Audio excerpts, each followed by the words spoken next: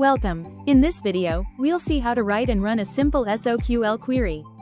So, let's get into the demo. First, open the File Download Manager from the App Launcher. Here you can easily access and manage all your Salesforce attachments. First, choose the object you want to work with. This could be accounts, contacts, leads, or any other Salesforce object that has attachments or related files. Now select SOQL Query. Now, type your SOQL query. Enter the account name from which you want to download files or attachments.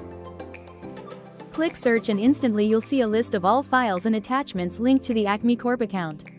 Now select Checkbox and click Download. Finally, click Download and your Salesforce attachments are instantly saved to your system.